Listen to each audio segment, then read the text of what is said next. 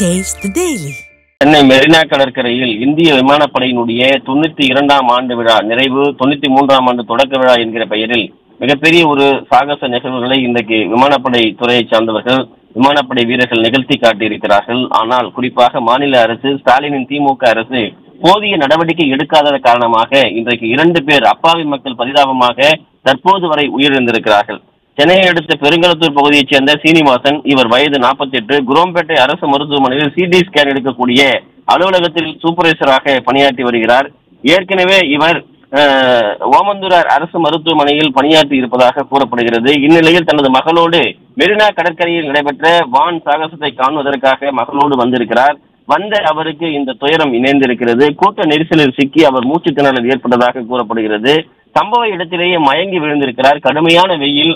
அங்கு வந்தவர்களுக்கு விஐபி என்று சொல்லப்படக்கூடியவர்களுக்கு மட்டுமே, அதாவது குறிப்பாக தமிழகத்தை ஆளக்கூடிய ஸ்டாலின் குடும்பத்தினர், அவர்கள் சகாக்கள், அவர் குடும்பத்தைச் சேர்ந்த உறவினர்கள், அதே போன்று அங்கு வரக்கூடிய வீரர்கள் மற்ற அனைவருக்குமே அவர் குடும்பத்தைச் சேர்ந்தவர்களுக்கு குட்டாகைகள் அமைத்து பாதுகாப்பான ஒரு பேன் வசதி எல்லாம் ஏற்பாடு செய்யப்பட்டிருந்தது.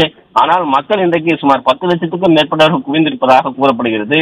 ஆனால் அவர்களுக்கு எந்த விதமான அடிப்படை வசதிகள், கழிப்பிடமோ அல்லது குடிநீர் வசதியை ஏற்படுத்தி தரவில்லை என்று நாம் ஏற்கனவே குறிப்பிட்டிருந்தோம். அந்த நிலையில் இன்றைக்கு இந்த 48 வயதே ஆன சீனிவாசன் என்பவர் தற்போது ஓமந்தூரார் அரசு மருத்துவமனையில் அனுமதிக்கப்பட்ட அவர் சிகிச்சை பலனின்றி இறந்து விட்டதாக கூறப்படுகிறது.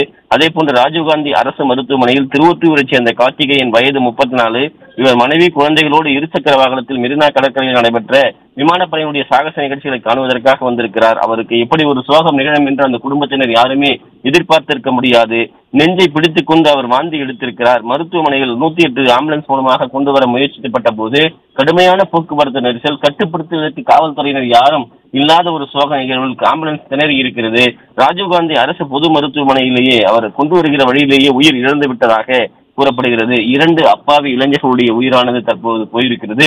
இன்னும் பல பேர், அதாவது ராஜீவ்காந்தி அரசு பொது மருத்துவமனை, ஓமந்தூரார் அரசு மருத்துவமனை, ராயப்பேட்டை அரசு மருத்துவமனை என்று பல்வேறு பகுதிகளிலே மயக்கம் அடைந்தவர்கள், மூச்சு திணறல் ஏற்பட்டவர்கள் என மருத்துவமனையிலே அனுமதிக்கப்பட்டிருக்கிறார்கள். இவ்வளவு கூட்டம் நெருங்கும் என்று தெரியும். அதற்கு முறையான போக்குவரத்து வசதிகள், பேருந்து வசதிகள் எல்லாம் ஏற்படுத்தி தரப்படவில்லை.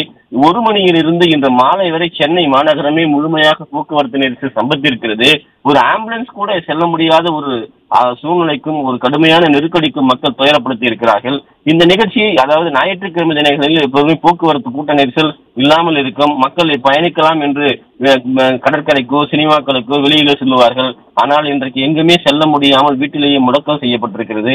ஒரு தேவையற்ற ஒரு நிகழ்வாக இந்த இடத்தில் இது வைக்கப்பட்டதாக தற்போது பொதுமக்கள் தரப்பில் இருந்து குற்றச்சாட்டு முன்வைக்கப்பட்டிருக்கிறது. இப்படி கடுமையான ஒரு போக்குவரத்து நெரிசல் மிகுந்த பகுதியில் இது போன்ற சாகச நிகழ்வுகள் தேவைதானா என்கிற கேள்வி எழுந்திருக்கிறது.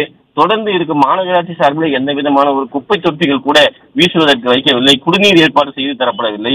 இப்படி காய்கிற வெயிலிலே இப்படி புழுக்களை போன்று சுருண்டு விழுந்து இருப்பதற்காகத்தான் இப்படி ஒரு நிகழ்வு தேவையா என்று கலங்கி நிற்கக்கூடிய மக்களுடைய கண்ணீரை துடைப்பதற்கு நாதி இல்லை என்று அந்த குடும்பத்தினர் தலைவனை இழந்திருக்கக்கூடிய அந்த குடும்பத்தில் இருக்கக்கூடிய பெண்களும் குழந்தைகளும் கதறிக் கொண்டிருக்கிறார்கள். இந்த வான் சாகசத்திற்கு பின்னாடி மறந்திருக்கக்கூடிய இவ்வளவு பெரிய சோக நிகழ்வு என்பது யார் இவருடைய கண்ணீரை துடைக்கப் போகிறார்கள்? இறந்த அந்த குடும்பத்திற்கு யார் ஆறுதல் சொல்லப் போகிறார்கள்?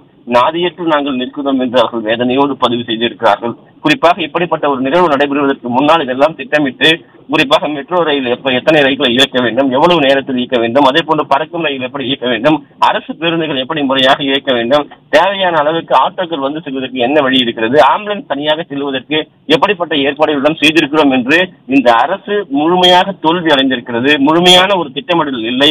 அதே போன்று மாநகராட்சியோ சுகாதாரத்துறையோ தீயணைப்புத்துறையோ அதுபோன்ற ஒரு கட்டுப்பாடுகள் வளையத்திற்கு கொண்டு வந்து செயல்படுத்துவதற்கான ஆக்கப்பூர்வமான நடவடிக்கை எடுக்கப்படவில்லை என்பது உயிரிழந்த குடும்பத்தினுடைய சோகமான நிகழ்வாக, ஒரு சோகத்தினுடைய பின்னணியாக கண்ணீராக இருப்பது குறிப்பிடத்தக்கது.